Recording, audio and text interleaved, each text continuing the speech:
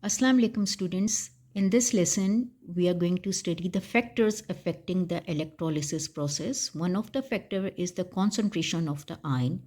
If concentration of a particular ion is high, then this can alter the preferential discharge of ion.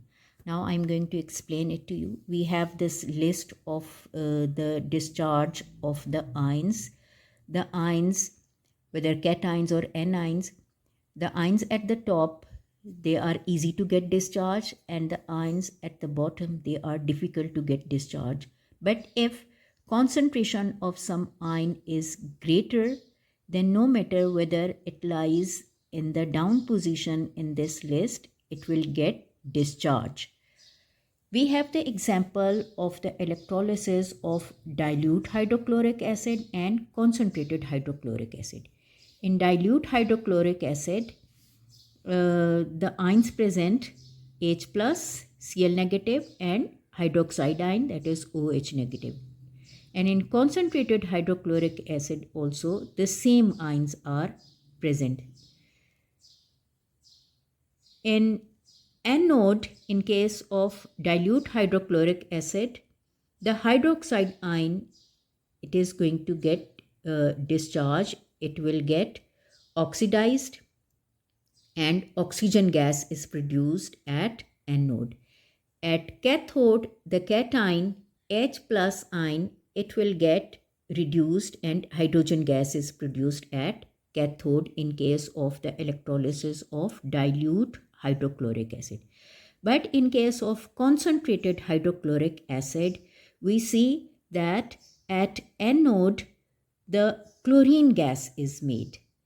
We see the position of chloride ion, it is at 4th position, and hydroxide ion is at 1st position. But as the concentration of chloride ion is greater in that electrolysis process, so chloride ion is going to get discharged, it will get oxidized, and it is going to make chlorine gas at anode. And at cathode, the product is same, which is hydrogen gas. We have another example related to the concentration of ion. This is the electrolysis of dilute solution of sodium chloride as well as the concentrated solution of sodium chloride. In case of dilute solution of sodium chloride, the ions present Na plus, H plus, and Cl negative, OH negative.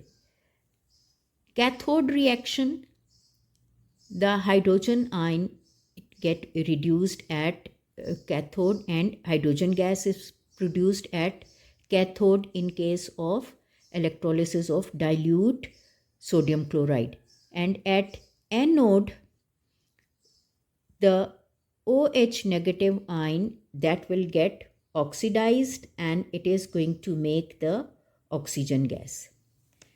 But in case of electrolysis of concentrated solution of NaCl, which is also called brine, the ions present are same as in the dilute solution of NaCl. The cathode reaction is same. Hydrogen gas will be produced, but at anode, chlorine gas will be produced. Contrary to the electrolysis of dilute HCl, at anode, oxygen gas is produced, but in brine electrolysis, at anode, the chlorine gas is produced. We see the position of the chloride ion, it is at 4th position, but as its concentration is high, so it is going to get discharged, and this chloride ion at the anode, this will be oxidized and it is going to make the chlorine gas. The other factor that affects the process of electrolysis is the type of electrode. We know that electrodes are the plates connected to the battery and electrolyte to carry electricity. Electrodes can be of metals like zinc, copper, platinum, or non-metal, for example, graphite, which is made up of carbon. Graphite and the platinum electrodes, they are considered as inert electrodes. This means that they do not react with the process of electrolysis. So whenever in an electrolysis process chlorine gas is produced at anode, the anode should be of graphite or platinum, as chlorine gas doesn't react with these inert electrodes. Similarly, in electrolysis of copper 2 sulfate CuSO4, the inert electrode of carbon is used. If it is with copper electrode, then copper anode oxidizes into Cu2 plus ions and it gets finished.